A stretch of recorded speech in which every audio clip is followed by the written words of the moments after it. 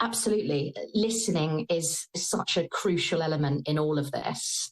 It's all very well asking the question, and if they are brave enough and courageous enough to tell you that things aren't going to plan for them, it's your job as that family member, as that friend, as that colleague, to sit there and listen and be understanding, be non-judgmental. Use language that isn't going to assist in the stigmatization almost of the topic, so that they feel comfortable opening up. And let's talk about the stigma part, because that is what shuts down, and we can unintentionally do that. What sort of things, and what sort of even shrugs or rolls of eyes, what sort of things can we do that unintentionally shut someone down, that add to the stigma of that person struggling? I think if we're taking the instance of men's mental health in particular, because they are the ones that struggle on the whole much more than women. 75% of suicides in this country are male. Comments such as "man up" don't help. Language that we're using can subtly make a difference. So as an example, if we're using the term committing suicide, that actually is a very stigmatizing phrase, because we don't commit cancer, we don't commit a stroke, and therefore we shouldn't commit suicide. It hasn't been against the law in this country to take your own life since the 1960s, and therefore it indicates it's a crime. Just really subtle differences around our language, non-judgmental terms that we need to be using to people, and just being understanding to what they're going through, however small that might seem to you. I couldn't agree with you more. I think other powerful language is, do you feel you don't want to be here anymore? Because I know very often for people, taking their own lives, going all the way to the end is not what it's about. It's about not wanting to be around insurmountable pain. So often it's like, I'll never forget, as you're speaking, I can remember I was out running in Gravesend of all places, and there was a chap sitting on a wall near a bus stop, just I thought, waiting for the bus. And then I noticed, I know this sounds weird, he was dressed really smartly, but he had really dirty, muddy shoes and socks and the bottoms of his trousers.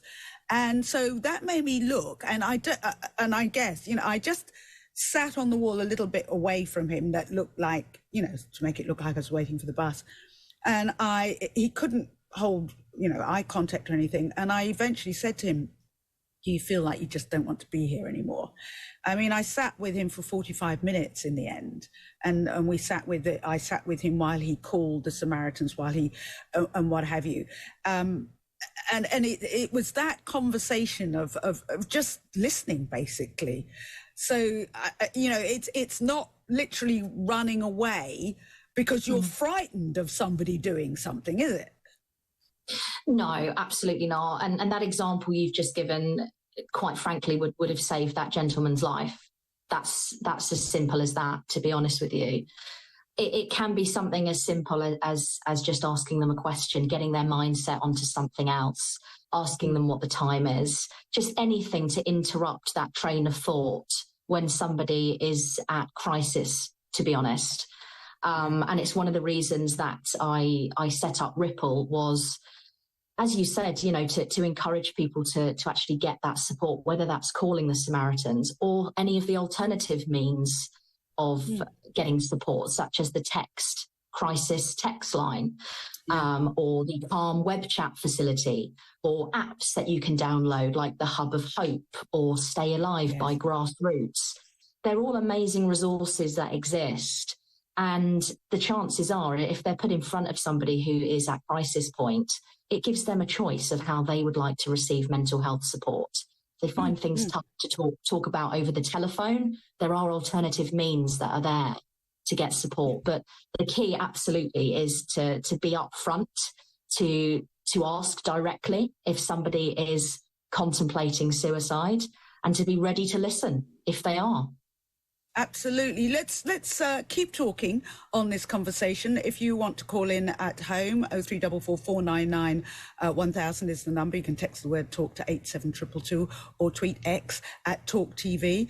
I am with Alice Hendy, CEO and founder at Ripple Suicide Prevention Charity, this World Suicide Prevention Day. We'll be back with more, lots of things, plus the weather in just a moment.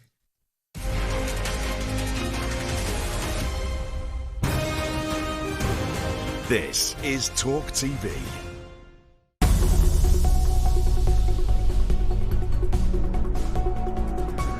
Lively debate, intelligent conversation. Join me, Dr. David Bull, on Talk TV every week.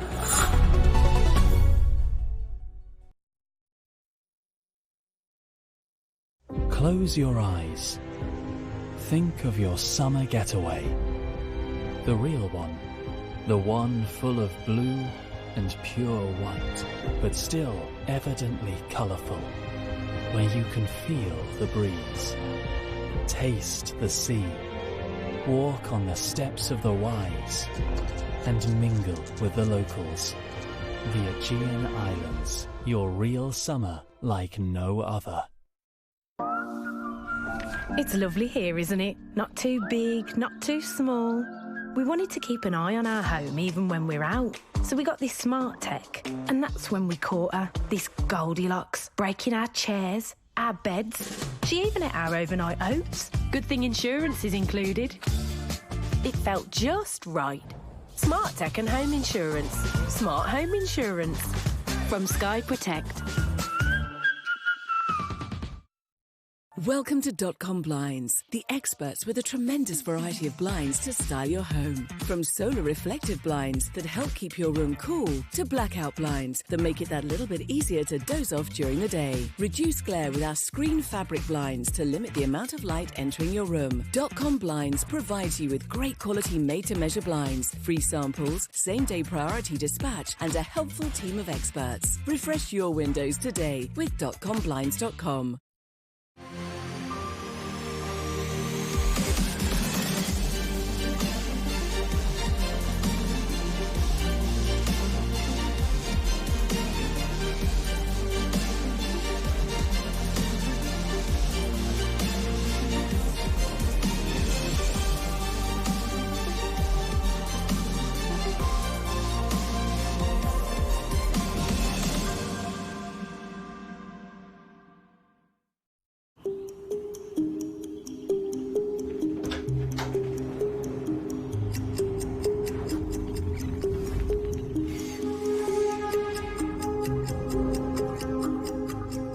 Something in your body doesn't feel right.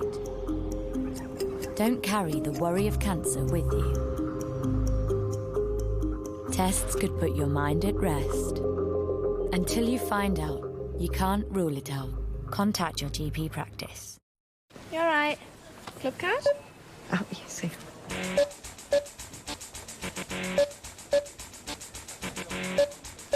Club card accepted.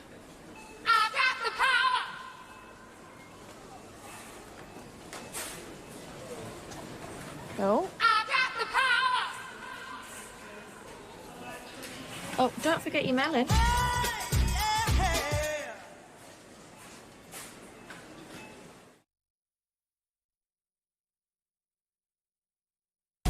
Piers Morgan Uncensored is bold, brash, funny, it's challenging. I hope it's smart, and any argument is allowed.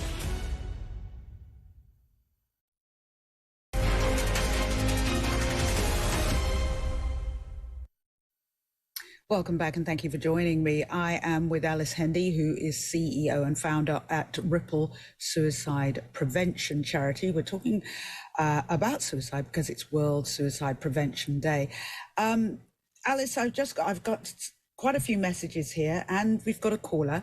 This is from Phil in Somerset, not Phil's real name. And he says, mental health. I walked in front of a train 9 years ago. I'm still here, but still suffer from mental health issues and have disabilities now. You should share this with your Talk TV colleagues who slag off people on benefits. We are not all scroungers. Some of us are ill.